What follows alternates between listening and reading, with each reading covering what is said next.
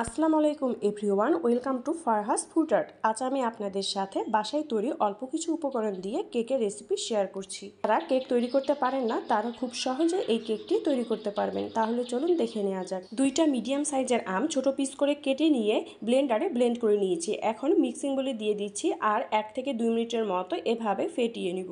1/4 কাপের মতো দিয়ে দিচ্ছি পাউডার সুগার। আপনারা কিন্তু 1/4 কাপের মতো চিনি গ্রাইন্ডারে গ্রাইন্ড করে নিতে পারেন, আর চিনির স্বাদটা বাড়িয়ে বা কমিয়ে নিতে পারেন। মিশিয়ে নেওয়া হয়ে গেলে 1 কাপের মতো সুজি এখানে দিয়ে দিচ্ছি। সুজিটা কিন্তু একবারে দিইনি, অল্প অল্প করে দিয়েছি। সুজিটা কিন্তু ভেজে গুঁড়া করে নেইনি, আপনারা চাইলে সুজিটা ভেজে নেওয়ার পরে গুঁড়া করে নিতে পারেন। সয়াবিন তেল দিয়ে দিচ্ছি 1/3 কাপের মতো, তারপর ভালো করে মিশিয়ে নিতে হবে। ভালো করে মিশানো হয়ে গেলে দিয়ে দিচ্ছি জাল করে রাখা গরুর দুধ। গরুর দুধের পরিমাণটা কিন্তু বলছি না, আপনারা যখন ব্যাটারটা তৈরি করবেন বুঝতেই পারবেন এখানে কতটুকু লাগবে, আর ব্যাটারটা কিন্তু ঘন করে তৈরি করে নিতে হবে। সবশেষে দিয়ে দিব বেকিং পাউডার আর বেকিং সোডা 1 চা চামচের মতো। এর উপরে সামান্য পরিমাণে দুধ দিয়ে আবারও সব উপকরণগুলো ভালো করে মিশিয়ে নিতে হবে। ব্যাটারটা যখন তৈরি হয়ে যাবে 20 মিনিটের মতো আমি এভাবে ঢাকনা দিয়ে ঢেকে রেখে দিব।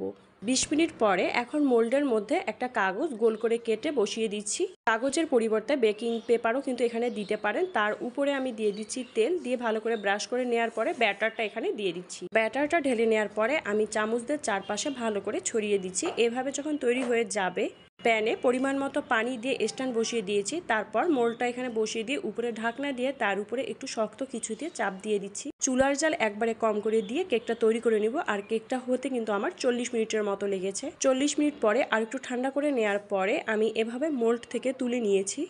তৈরি হয়ে গেল আম আর সুজি দিয়ে অনেক সহজ আর মজাদার কেক। কেকটা কিন্তু তৈরি করা অনেক সহজ। বিকেলে চায়ের সাথে বা বাচ্চাদের স্কুলের টিফিনও কিন্তু খুব সহজে তৈরি করে দিতে পারেন। কেকটা কিন্তু অনেক সফট হয়েছিল আর খেতেও মজার হয়েছিল। রেসিপিটি যদি ভালো লেগে থাকে কমেন্ট করে জানাবেন।